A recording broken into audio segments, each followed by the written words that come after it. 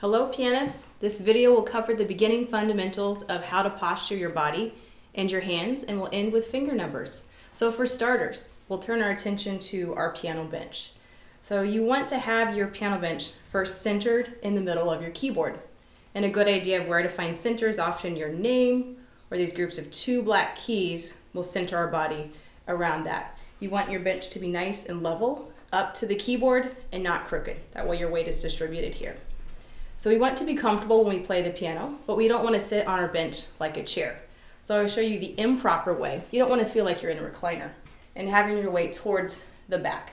My feet crossed like this. Maybe that's how you watch TV, but not how you play the piano. So the other way to play piano properly is I sit on the front half of my piano bench with my feet flat on the floor.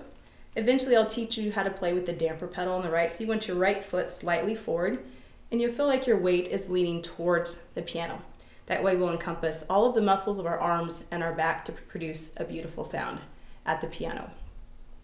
All right, the next step is to know how close do I actually sit to the keyboard. So let me just describe kind of how the piano works. If you have an acoustic piano like this Steinway next to me, this is called the fall board that will actually fall over the keys. You notice my piano just has more of this kind of cover for the fall board. So I'll use as my reference of a fall board where the keys go into the cabinet. So if you put your hands loosely in fists and I reach them out, it should reach about to where those keys go into my cabinet. If you're on that Steinway next to me, it would actually touch the wood. So you'll get used to that span. You'll have to do it maybe a couple times to learn that you're sitting actually close enough when you play the piano. All right, so the other thing is to make sure that you can shift your weight to the right and to the left. So just to acquaint yourself with the keyboard, if you play up high to the right, your body will move and shift to the right with you. If I play left or low, my body will shift that way as well. So that's how close you should sit, how you would position the piano bench as well. All right, next we'll turn our attention to how to actually hold your piano hands. So I'll relax my hands at the side, and you'll notice your hands have a natural curvature to them, the way they just rest. So I'm going to bring those up and rest those on the white keys to begin. So I've played piano for a long time, so mine kind of go into a natural hand shape. Maybe yours don't.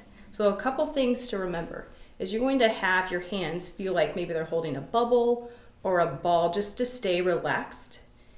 And a couple fingers that will help define a good hand are the 5 or the pinky finger and the thumb, which is the 1 finger, which I'll teach more in a little bit. So we want to play with our thumb nicely angled like this, fingernail where it goes into the skin there on its side.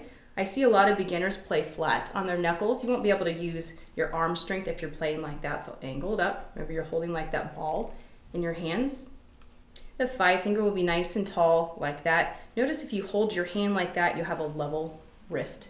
Maybe if you're taller or shorter, you might have to invest into an adjustable piano bench like you see on many grand pianos. That will bring you taller or lower if you need to. That way your wrist is level. So that will be a good gauge on your piano bench at home.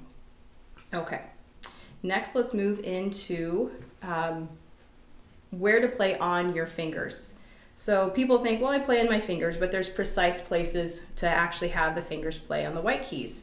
So the most sensitive spots on our fingers are the finger pads. They're the most fleshy. Sometimes people think I'm going to play on my extreme tips of my fingers, but if you try to wiggle your fingers when they're more constricted like that, they can't move very quickly. You just have that natural curve of your hand. They can move much faster, and that's the way to play, is on those finger pads. Relaxed hand.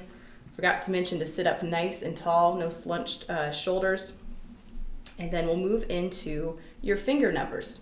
So if you put your palms together like this, I have my thumbs, which are my 1 fingers. I'm just going to tap those and tap those with me if you're learning along. Your index fingers are your 2 fingers. I just tap those. Middle fingers are the 3 finger. Ring fingers, the 4s. And the pinkies are now known as the 5. Knowing correct piano fingers are critical to learning piano repertoire. Most of your beginning piano pieces will have a finger number. If it's right hand, it's written above the staff.